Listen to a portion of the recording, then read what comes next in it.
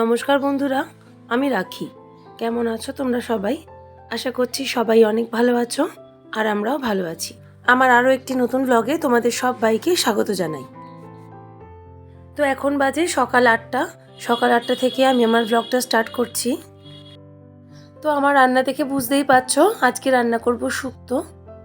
এখন কিন্তু গরমকালে বেশ সজনের ডাঁটাগুলো নতুন উঠেছে, নিম পাতাটাও এখন খেতে ভালো লাগে, তো এর জন্য শুক্তোটা এখন খেতে ভালোই লাগবে। তো এই যে তোমাদের সাথে কথা বলতে বলতে শুক্তো সবজিটা কেটে ফেলছি। আর ওদিকে তো ভাত বসিয়ে দিয়েছি, আর এদিকে মাঝারি সাইজের কড়াটার মধ্যে মাশরুমটা রান্না করে নিচ্ছি। আর শুক্তোটা যেহেতু একটু বেশি পরিমাণে আছে, তাই সেটা রান্না করার জন্য বড় কড়াইটা লাগবে। আজকে একটু বাপের বাড়িতে বাবা মাকে পাঠাবো শুক্তো, এর জন্যই একটু বেশি পরিমাণে করছি। আজকে তো বড় ছেলে কলেজে যায়নি, আর ছোট ছেলেরও তো পরীক্ষার গ্যাপিংয়ে যে ছুটিগুলো থাকে সেরকমই একটা ছুটি আজকে। ওর পরীক্ষা শেষ হবে আগামী 28 তারিখে, তারপরে একটু নিশ্চিন্ত হতে পারবো। আসলে বাচ্চারা যতই ছোট ক্লাসে পড়ুক না কেন, তাদের ফাইনাল পরীক্ষা বা অন্য যে কোনো পরীক্ষা মানেই মায়েদের কিন্তু একটা বিশাল চাপ কাজ করে। যেহেতু বাচ্চা মানুষ, এখনও তো সেভাবে বোধবুদ্ধি হয়নি, পরীক্ষা জিনিসটা কি ওরা সেটাই ভালো মতন বোঝে না। কিন্তু সেটা বললে তো আর হবে না, কম্পিটিশন মার্কেটে কিন্তু সমস্ত বাচ্চাদেরই আমাদের বাবা মায়েদের কিন্তু এইভাবেই প্রিপেয়ার করতে হবে। তো যতটা আমি পেরেছি ততটাই রেডি করে দিয়েছি। এছাড়া ওর আন্টি আসে ওকে পড়ানোর জন্য। এখন দেখা যাক ও পরীক্ষার হলে কী লিখে আসে। আর এই যে একটু আলু মরিচ করে নিলাম, এটা আমার হাজব্যান্ড আর আমার বড় ছেলে টিফিনে খাবে। আর এখন আমি বসিয়ে দিয়েছি বড় কড়াইটার মধ্যে শুক্তো। এর জন্য প্রথমে নিম পাতাটা তেলের মধ্যে দিয়ে ভাজা করে নিচ্ছি, আর রাঁধুনি আর পাঁচফোড়ন মিলিয়ে সম্বারাটা দিলাম।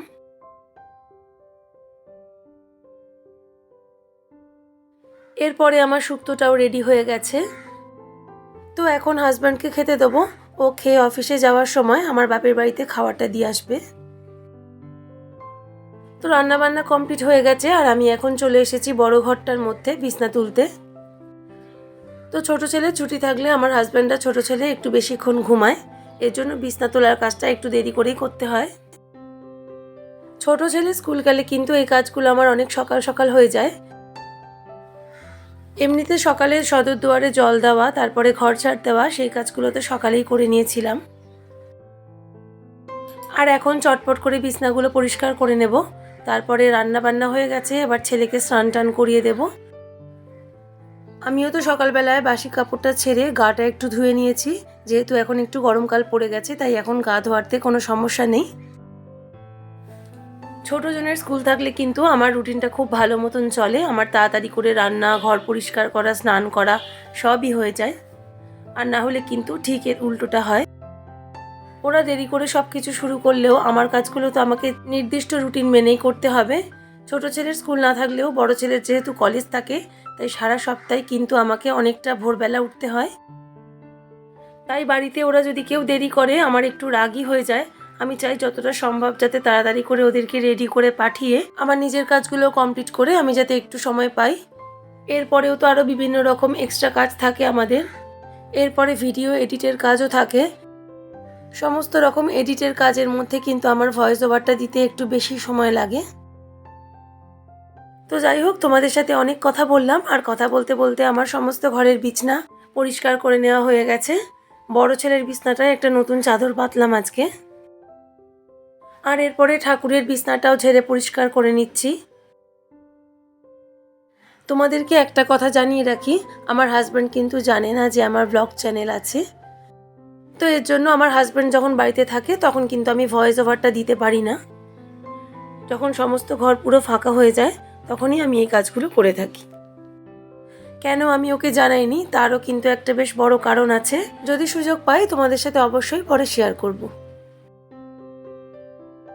আর আজকে একটু ফল সবজিও কেনা হয়েছে, তো ফলগুলো ফলের ঝুড়িতে গুছিয়ে রাখবো এখন। তোমরা যারা আমার ব্লগগুলো দেখছো, যদি আমার ব্লগে তোমাদের কিছু ভালো লেগে থাকে তাহলে প্লিজ একটি লাইক কমেন্টের মাধ্যমে জানিও। আর তোমরা চাইলে আমার চ্যানেলটাকে সাবস্ক্রাইব করে আমার পাশেও থাকতে পারো।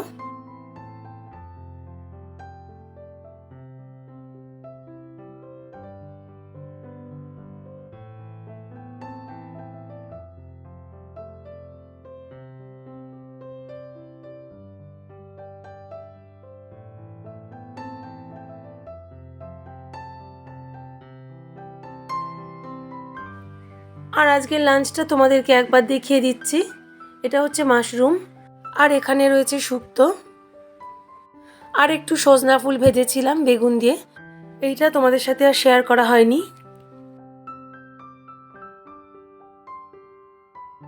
আর এখন দুপুরবেলা, এখন বড় ছেলের জন্য খাবার বাড়ছি, এরপরে আমি নিজেও খেয়ে নেব। তো ওদিকে রান্না বান্না করার পরে বিছনা গুছিয়ে কিন্তু আমরা সবাই স্নান টানও করে নিয়েছিলাম। আর আমার ছোট ছেলের খাওয়া তো হয়েই গেছে। আর এখন আমরা মা ছেলেতে খেয়ে নেব।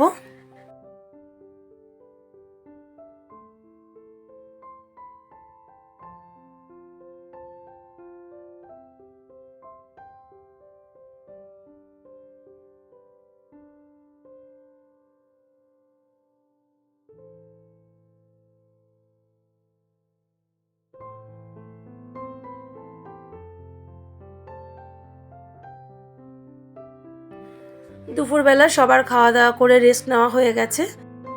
আমি তো দুপুরবেলা সাধারণত ঘুমাই না, কিন্তু আমার বড় ছেলে কলেজ না থাকলে, বাড়িতে থাকলে ও কিন্তু একটু ঘুমায় দুপুরে। এখন এই বিকাল 5টা সাড়ে 5টা মতন বাজে। তো এখন আমি একটু রান্নাঘরে বাসন গোছানোর কাজগুলো করে নিচ্ছি।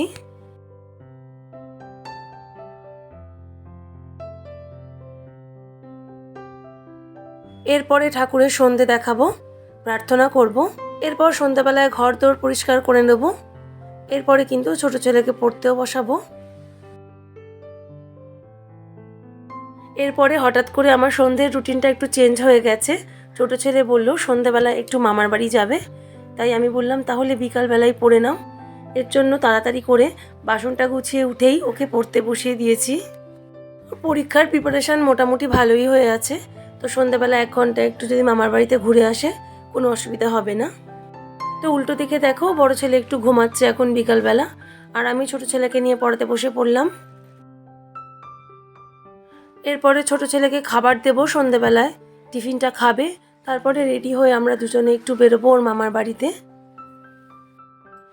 ওখান থেকে আমার হাজব্যান্ড আমাদেরকে রাতে নিয়ে চলে আসবে। তো চলো বন্ধুরা, ছেলেকে পড়াতে পড়াতে আজকের ব্লগটা আমি এখানেই শেষ করে দিচ্ছি। আবার ফিরে আসবো নতুন ব্লগ নিয়ে। সবাই খুব ভালো থেকো।